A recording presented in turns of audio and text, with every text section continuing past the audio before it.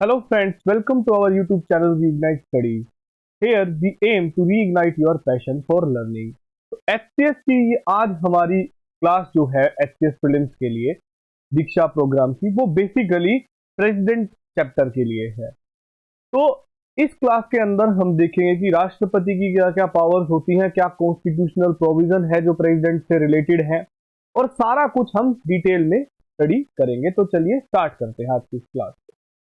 इससे पहले की जो क्लासेस थी वो आप तक जो भी जिन्होंने भी बैच ज्वाइन किया है उनको लिंक जा चुका है और कुछ क्लासेस फ्री में भी ऐसे ही अवेलेबल है यूट्यूब के ऊपर, आप देख सकते हैं।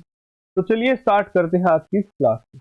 तो सबसे पहली बात आती है constitutional article 52 to 78 part 5 of the constitution deals with the union executive. ये पार्ट हमारा यूनियन एग्जीक्यूटिव से डील करता है। एक क्वेश्चन तो यहीं से ही आता है कि article 52 to 78 part 5 of the constitution deals with the union executive. अब बात आती है भाई ये एग्जीक्यूटिव के पार्ट कौन होते हैं यूनियन में। ठीक, तो यूनियन एग्जीक्यूटिव के हम पार्ट देखते हैं कि यूनियन एग्जीक्यूटिव के पार्ट कौन कौन होते हैं। तो सबसे पहले इसके पार्ट होते हैं प्रेसिडेंट यानी कि राष्ट्रपति, फिर इसके पार्ट होते हैं वाइस प्रेसिडेंट यानी कि उपराष्ट्रपति, प्राइम मिनिस्टर प्रधानमंत्री, काउंसिल ऑफ मिनिस्टर्स मंत्री परिषद और उसके बाद अटॉर्नी जनरल। तो ये सब लोग किसके पार्ट होते हैं, यूनियन एग्जीक्यूटिव के। आपसे यही क्वेश्चन पेपर में पूछा जा सकता है कि ऑप्शंस दिए जाएंगे और एक ऑप्शन के अंदर कैग को भी इंक्लूड किया जाएगा, कैग या फिर सॉलिसिटर जनरल को, और पूछा जाएगा are they part of union executive, या यूपीएससी को इंक्लूड कर दिया जाएगा कि नहीं, यूनियन एग्जीक्यूटिव के बस ये 5 लोग पार्ट होते हैं। तो यू शुड रिमेंबर दिस। अब बढ़ते हैं हम आगे नेक्स्ट पार्ट पे। तो ये तो था कॉन्स्टिट्यूशन से रिलेटेड चीजें जो मैंने आपको बताई, प्रेसिडेंट से रिलेटेड है और जो मोस्ट इंपॉर्टेंट है। अब हम बात करते हैं राष्ट्रपति की। तो राष्ट्रपति is the head of Indian state, he is the head of Indian state. एक तरह से हेड है पूरे भारत स्टेट के, और वैसे होते हैं नॉमिनल हेड। दूसरा, he act as a symbol of unity, integrity and solidarity of the nation। तो राष्ट्रपति एक तरह से सिंबल होते हैं unity, integrity and solidarity of the nation के। तो ये सब कॉन्स्टिट्यूशनल प्रोविजन और कुछ बेसिक चीजें देखी हमने राष्ट्रपति से रिलेटेड। अब हम बढ़ते हैं आगे। तो सबसे पहला पार्ट आता है राष्ट्रपति की चुनावी प्रक्रिया से, यानी कि इनके इलेक्शन प्रोसीजर से। तो सबसे पहले हम डील करते हैं राष्ट्रपति का चुनाव कैसे होता है। चुनाव की बात आती है तो सबसे पहले आपको बताया जाता है कि राष्ट्रपति के चुनाव में भाग कौन कौन लेगा, कौन लोग वोट करते हैं इनके चुनाव में, हम तो नहीं करते। तो इसके अंदर भाग लेते हैं elected member of both houses of parliament, संसद के दोनों सदनों के निर्वाचित सदस्य, ना कि मनोनीत सदस्य, नॉमिनेटेड मेंबर पार्ट नहीं लेते। दूसरा, elected member of state legislative assemblies, यानी कि राज्यों की विधानसभा के चुने हुए सदस्य, elected members of state legislative assembly, ना कि नॉमिनेटेड और ना कि राज्य विधान परिषद के, लेजिस्लेटिव काउंसिल के भी लोग भाग नहीं लेते। फिर नेक्स्ट आता है इसके अंदर कि दिल्ली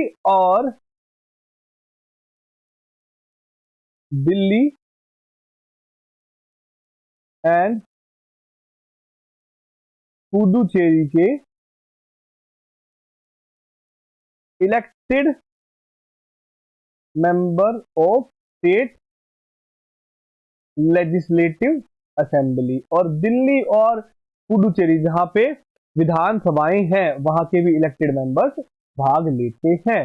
पर ध्यान देना है इस चीज में कि नॉमिनेटेड मेंबर भाग नहीं लेते। तो ये तो है इलेक्शन में भाग कौन कौन लेते हैं, यानी कि मोटा मोटा अगर मैं बताऊं तो एमपी भाग लेते हैं, एमएलए भाग लेते हैं, ठीक, ये दोनों ही इसके अंदर इस पूरे प्रोसीजर में भाग लेते हैं।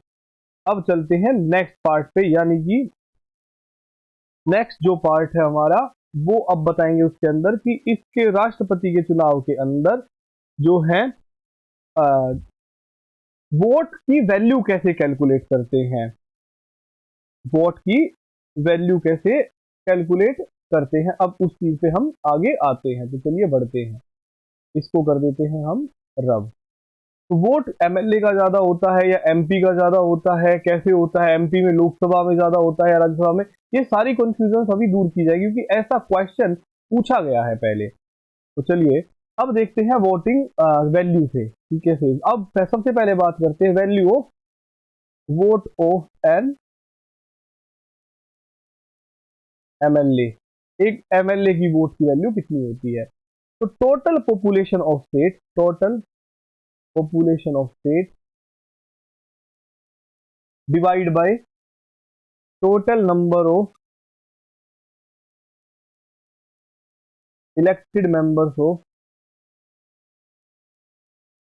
elected members, remember elected member in the state legislative assembly into 1 में 1000। तो सबसे ज्यादा राष्ट्रपति के चुनाव में वोट होता है, सबसे ज्यादा वैल्यू यूपी के एमएलए की होती है क्योंकि पॉपुलेशन वहां पे सबसे ज्यादा है। तो ये चीज आपको याद रखनी है, यूपी के एमएलए की सबसे ज्यादा वोट होती है। अब बात करते हैं value of vote of an MP. एक एमपी के वोट की वैल्यू कितनी होती है? तो total value of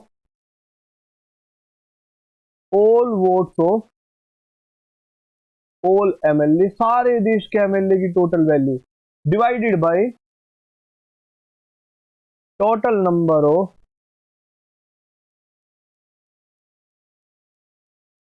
elected members of parliament. Parliament के जितने टोटल इलेक्टेड मेंबर होते हैं सभी, यानी कि लोकसभा जमा राज्यसभा दोनों के मेंबर। तो इसमें एक देखो इंटरेस्टिंग फैक्ट ये आता है कि लोकसभा एमपी की वोट इक्वल होती है राज्यसभा एमपी के वोट के। स्टेट्स में वोट वेरी करती है, हर स्टेट की वोट वेरी करती है, यूपी में ज्यादा होती है, वहीं अगर लो पॉपुलेशन स्टेट होगा तो उसके अंदर वैल्यू जो है वोट की कम होगी।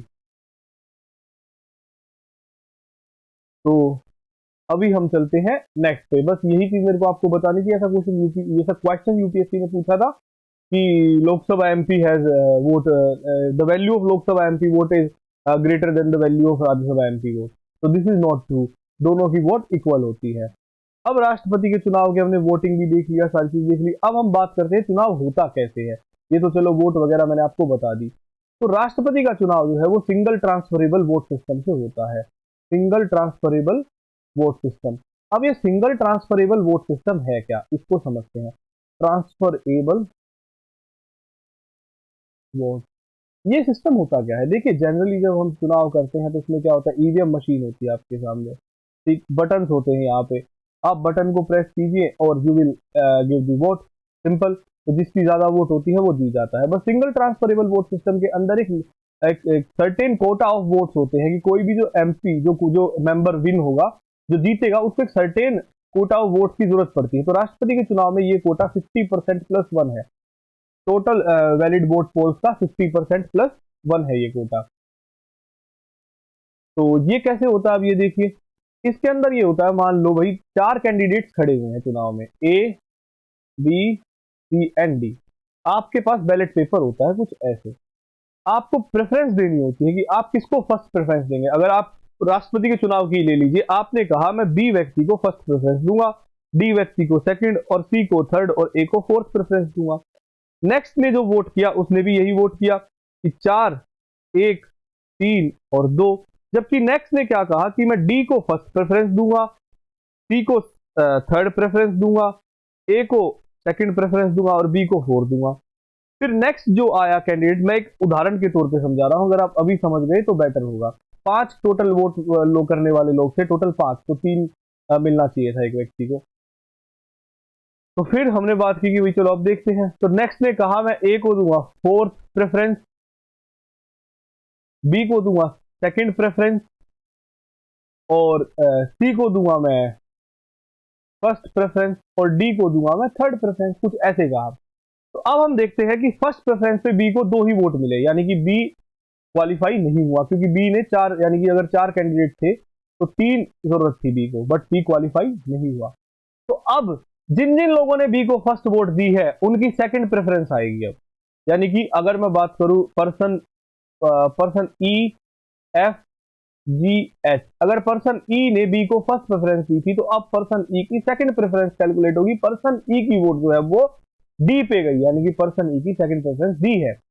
ऐसे ही पर्सन एफ की सेकंड प्रेफरेंस डी है, ऐसे ही जी की सेकंड प्रेफरेंस ए है और एच की सेकंड प्रेफरेंस बी है। बट अब यहां भी नहीं जीत पाए चुनाव, ये भी सिस्टम अलग हो गया। फिर कैलकुलेट की जाएगी एफ ई की थर्ड प्रेफरेंस क्या है, ई की थर्ड प्रेफरेंस 3 है, एफ की थर्ड प्रेफरेंस 3 है, जी की थर्ड प्रेफरेंस 3 है, यानी कि सी जो है वो इलेक्शन जीत गया। अब आप बात समझे कि आपकी वोट ट्रांसफर हो जाती है अगर क्योंकि सी ने देखो 3 वोट ले ली ना 4 में से, 2 + 1 50 पर +1 का कोटा यही होता है 3 वोट, तो सी चुनाव जीत गया। ये होता है सिंगल ट्रांसफरेबल वोट सिस्टम, आपकी वोट ट्रांसफर हो जाती है। अगर जिसको आपने फर्स्ट प्रेफरेंस दी थी और वो एक निश्चित मतों का कोटा पूरा नहीं कर पाए तो आपकी वोट ट्रांसफर हो जाएगी, ये होता है सिंगल ट्रांसफरेबल वोट सिस्टम। तो राष्ट्रपति का चुनाव भी कुछ ऐसे ही किया जाता है। अब कुछ इंटरेस्टिंग फैक्ट्स मैं आपको बता देता हूं जो कि बहुत इंपॉर्टेंट है। अब तक के इतिहास में 2 बार जो राष्ट्रपति बने हैं वो है डॉक्टर राजेंद्र प्रसाद। अब तक के इतिहास में जो 2 बार राष्ट्रपति बने हैं वो है डॉक्टर राजेंद्र प्रसाद। अब तक के इतिहास में सबसे ज्यादा वोटों से कौन इलेक्शन जीता है, तो वो भी सेम है। अनअपोज्ड आज तक कौन जीते हैं जिनके सामने कोई खड़ा नहीं हुआ, तो वो थे नीलम संजीव रेड्डी। इंडिपेंडेंट इलेक्शन आज तक राष्ट्रपति का कौन जीते हैं, तो वो है V V Giri. Independent unopposed highest vote 2 times. और सेकंड प्रेफरेंस की वोट फर्स्ट टाइम किसके इलेक्शन में कैलकुलेट हुई थी, तो वो है वीवी गिरी। वीवी गिरी सेकंड प्रेफरेंस की वोट से चुनाव जीते थे। इनकी एक अलग इंटरेस्टिंग स्टोरी है, बताएंगे कभी बाद में। तो ये फर्स्ट फीमेल महिला राष्ट्रपति भारत की doctor Pratibha Devi Singh, miss Pratibha Devi Singh Patil, sorry miss Pratibha Devi Singh Patil. ST women, ST women 2 हुई हैं आज तक, एक ही फर्स्ट एसटी वुमेन एक ही हुई है जो अभी हाल फिलहाल में हमारी राष्ट्रपति द्रौपदी, श्रीमती द्रौपदी मुर्मू। कौन राष्ट्रपति थे जिनकी मृत्यु राष्ट्रपति कार्यकाल में ही हो गई, तो ऐसे 2 राष्ट्रपति हुए, एक तो जाकिर हुसैन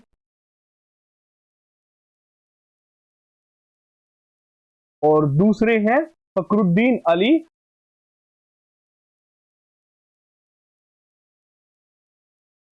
अहमद। तो ये 2 राष्ट्रपति थे जिनकी कार्यकाल में मृत्यु होगी। ऐसे कौन से उपराष्ट्रपति थे जिन्होंने एक्टिंग प्रेसिडेंट का काम किया, तो वो वीवी गिरी थे। ऐसे कौन से चीफ जस्टिस थे, क्योंकि जब वीवी गिरी राष्ट्रपति के लिए कार्यभार संभालते हैं तो वाइस प्रेसिडेंट की पोस्ट खाली थी, तो उसके बाद ये राष्ट्रपति इलेक्ट हो चुके थे। बीच में एक समय आया था राष्ट्रपति के चुनाव के लिए, तो उस बीच का जो टाइम पीरियड था जब वीवी गिरी हट गए थे इस पोस्ट से, तो उस टाइम पे जस्टिस एम हिदायतुल्ला ने भी एक्टिंग प्रेसिडेंट का काम किया है। तो ये कुछ इंपॉर्टेंट फैक्ट्स थे जो आपके एचपीएससी पेपर के लिए जरूरी थी, जिनको मैंने अभी बताया। अब बढ़ते हैं आगे।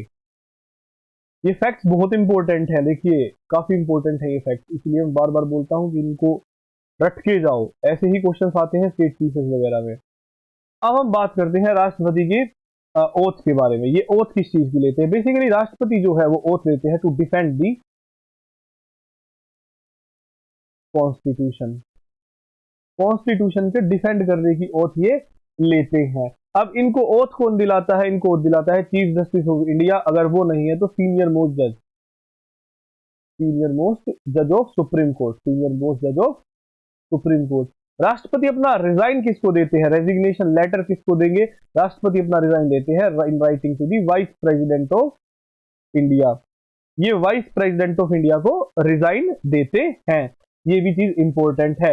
और इनकी क्वालिफिकेशन क्या है भाई, इनकी क्वालिफिकेशन एक तो 35 एज होनी चाहिए, दूसरा ऑफिस ऑफ प्रॉफिट ना हो, सिटीजन ऑफ इंडिया हो, और लोकसभा के चुनाव के लिए क्वालिफाई हो, लोकसभा इलेक्शन के लिए। और जबकि वाइस प्रेसिडेंट के अंदर ना लोकसभा नहीं होता, वाइस प्रेसिडेंट के अंदर आपका वो आता है, क्या नाम है, राज्यसभा के चुनाव के लिए ये क्वालिफाई हो वाइस प्रेसिडेंट में। तो ये है कुछ बेसिक और फैक्ट जो मैंने आपको भी बताए, जो इंपॉर्टेंट है। इसके बाद हम बात करते हैं इम्पीचमेंट ऑफ प्रेसिडेंट से। इम्पीचमेंट प्रोसीजर क्या होता है राष्ट्रपति का, तो चलिए इम्पीचमेंट प्रोसीजर को देखते हैं।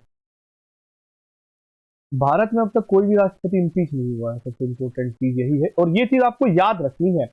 इम्पीचमेंट प्रोसीजर की बात करते हैं, राष्ट्रपति का इम्पीचमेंट सिर्फ एक ही ग्राउंड पे होता है, it is the violation of the constitution. Unsound mind और ये सब कोई क्लोज नहीं है, सिर्फ एक ही ग्राउंड है, वायलेशन ऑफ कॉन्स्टिट्यूशन, ठीक है। और कॉन्स्टिट्यूशन ने इसको डिफाइन नहीं किया, however constitution does not define this term, constitution does not define this term, constitution ने इस चीज को डिफाइन नहीं किया। अब इंपीचमेंट प्रोसीजर होता कैसे है, देखिए। इंपीचमेंट प्रोसीजर किसी भी हाउस से, कोई भी हाउस, एनी हाउस इनिशिएट कर सकता है, पहली चीज तो। अब इंपीचमेंट का जो मोशन होगा उसको 1/4 मेंबर्स के साइन किए, 1/4 मेंबर्स उसको मूव कराएंगे, फिर 1/4 मेंबर मूव कराएंगे, उसको सौंपेंगे स्पीकर को, स्पीकर या चेयरपर्सन को।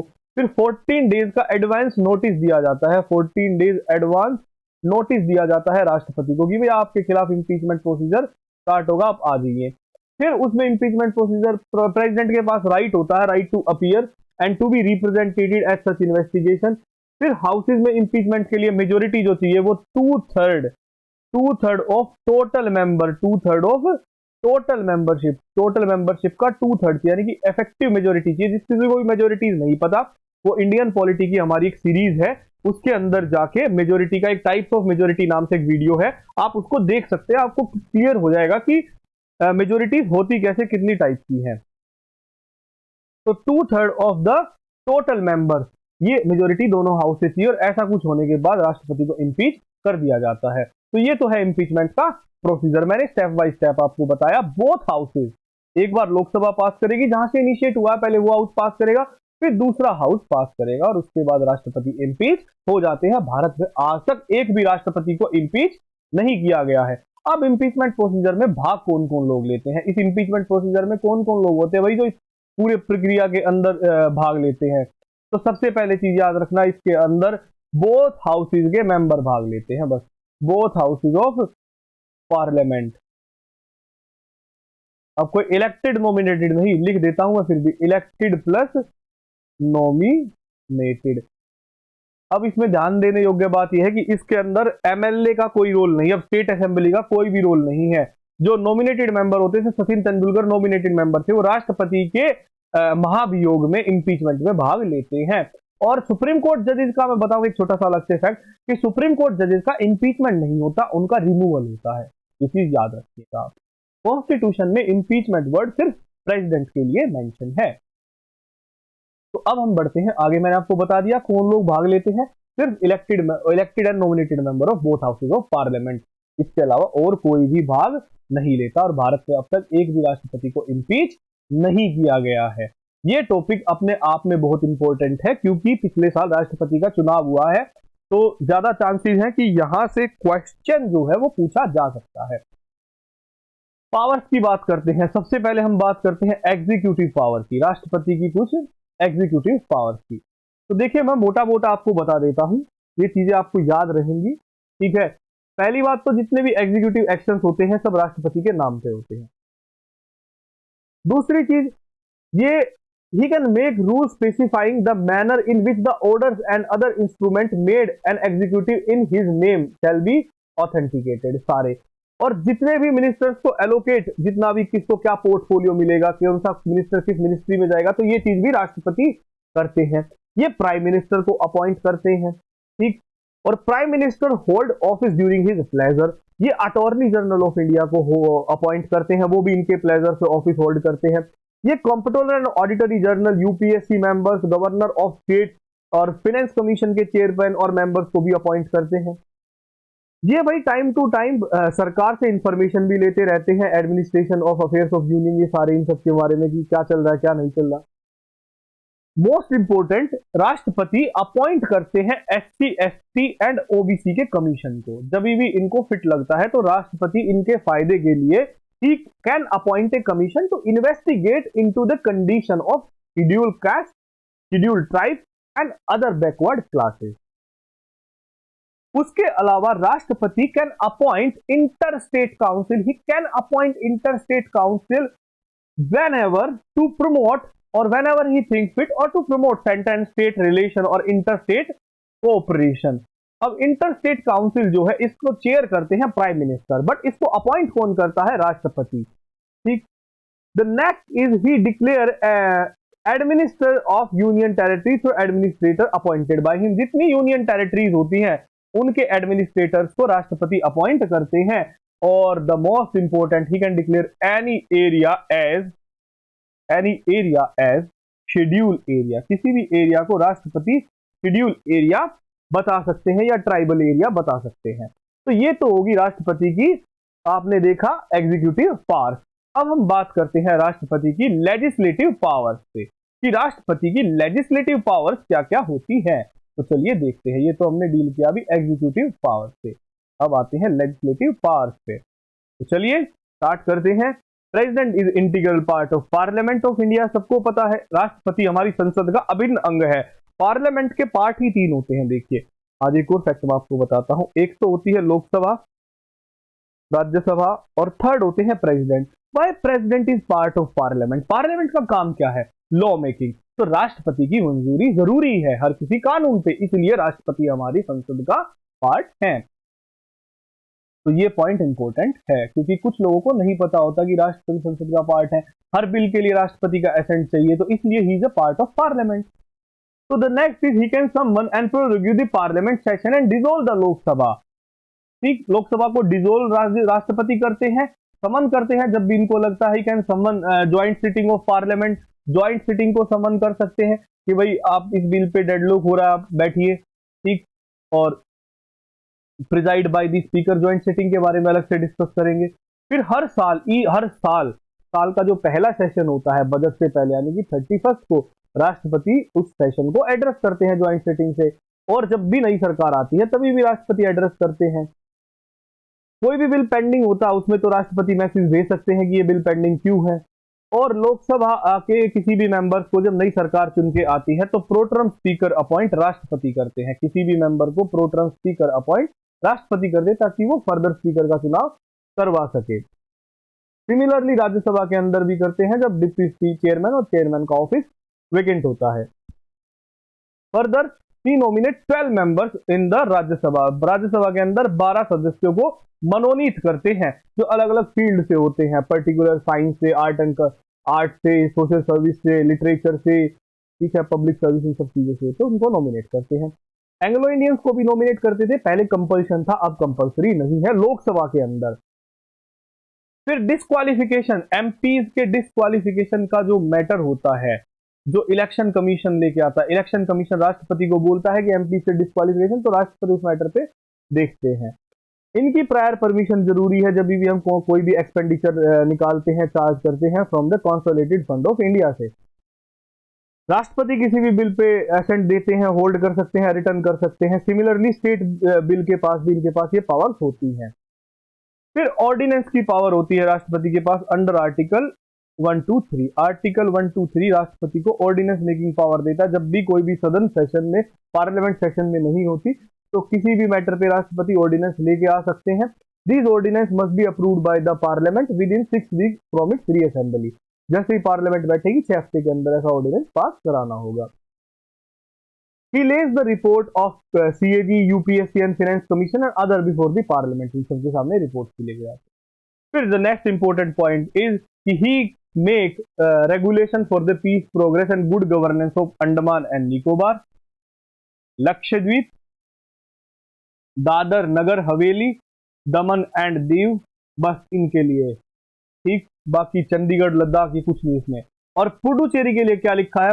President can legislate by making regulation but only when assembly is dissolve. जब असेंबली नहीं होती पुडुचेरी में तो राष्ट्रपति वहां पे कर सकते हैं ये कार्य।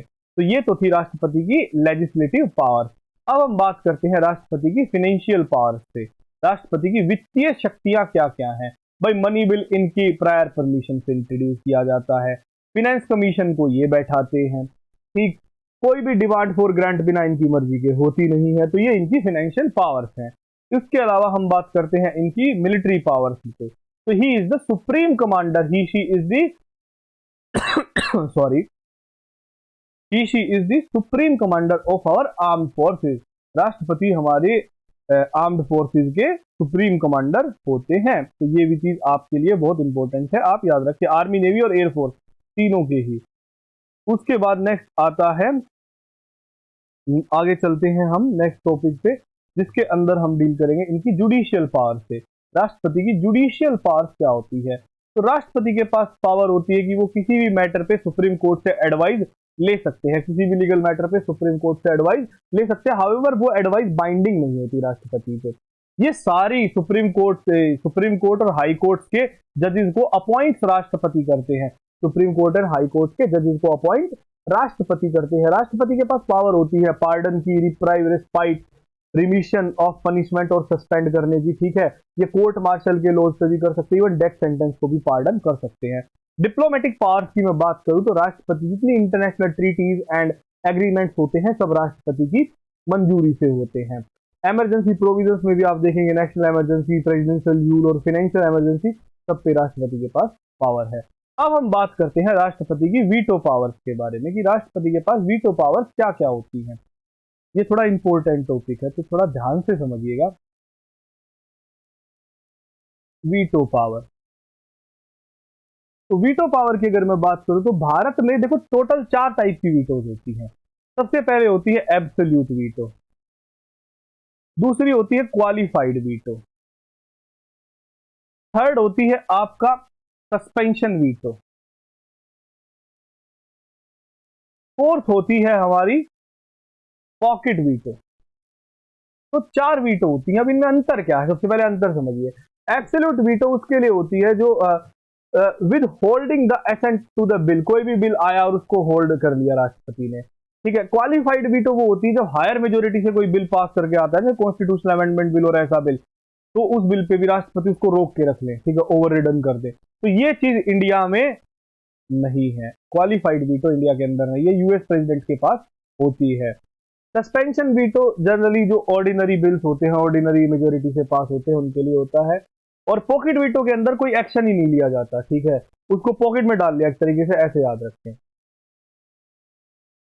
तो एब्सोल्यूट वीटो में क्या होता है, बिल अपने आप खत्म हो जाता है और वो एक्ट नहीं बन पाता, पहली चीज तो। ठीक है, प्राइवेट मेंबर बिल पे लेके आ सकते हैं, या राष्ट्रपति एब्सोल्यूट वीटो तो प्राइवेट मेंबर बिल पे आता है।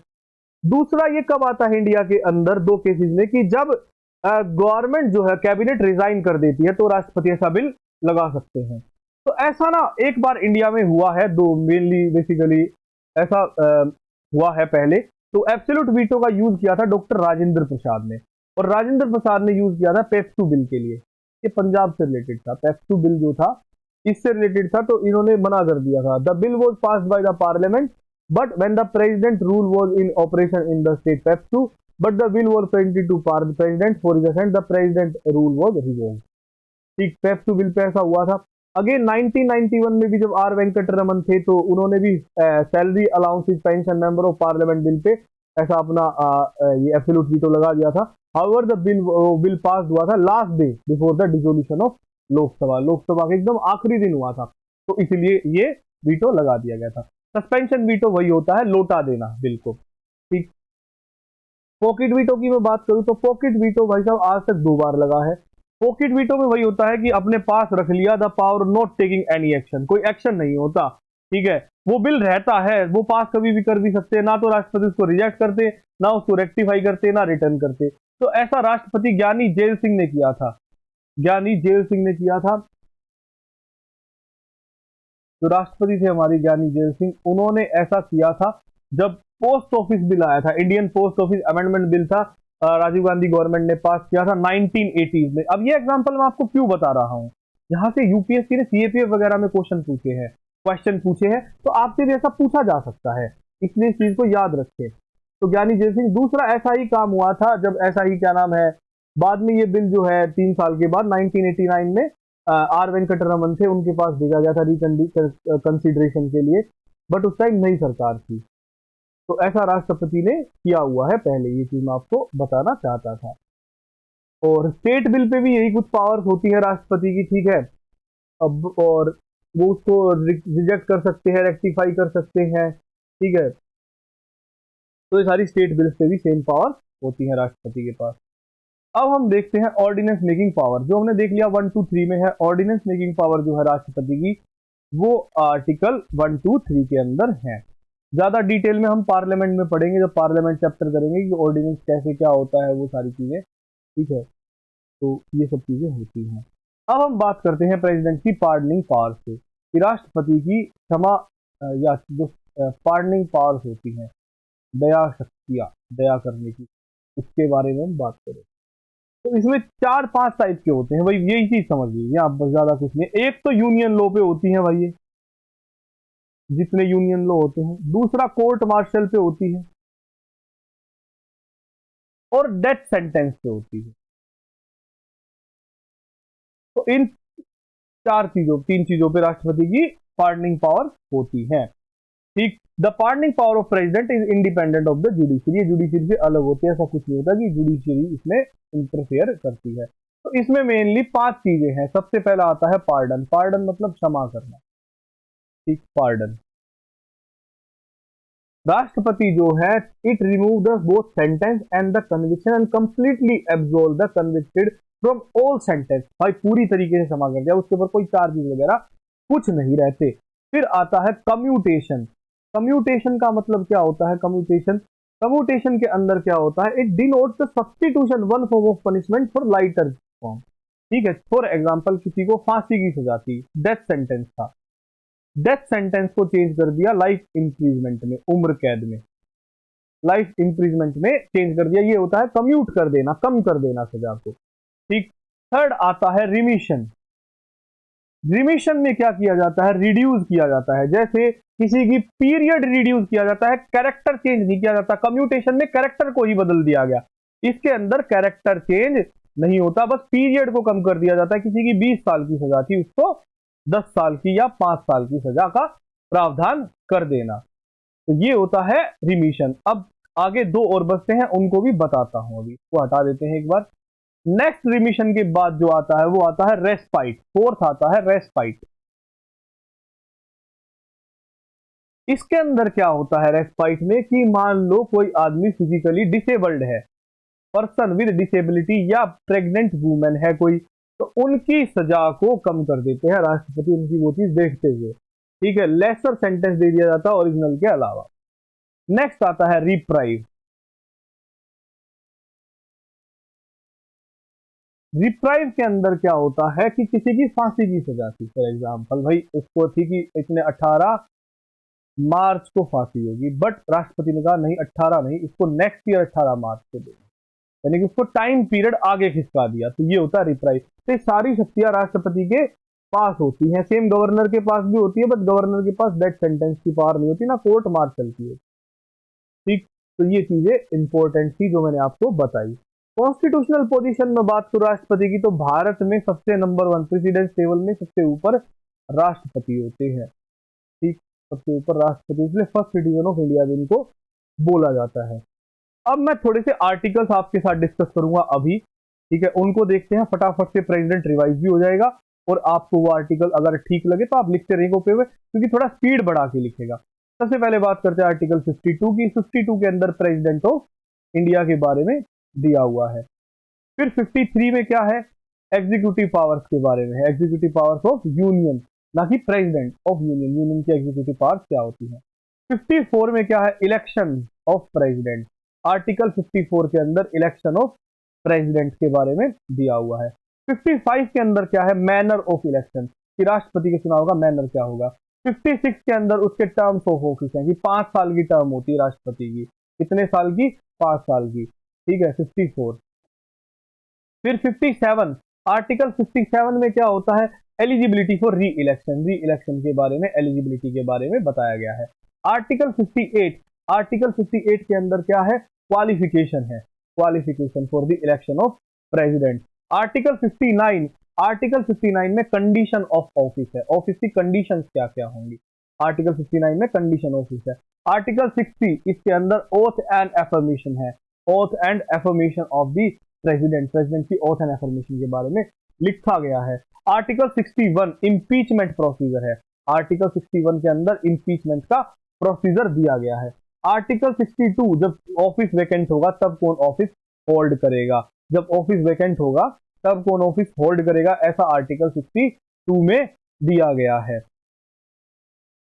नेक्स्ट आता है आर्टिकल 63, आर्टिकल 63 नहीं आर्टिकल 65, आर्टिकल 65 कहता है कि वाइस प्रेसिडेंट ऑफिस होल्ड करेंगे प्रेसिडेंट का, जब प्रेसिडेंट का ऑफिस वेकेंट होगा।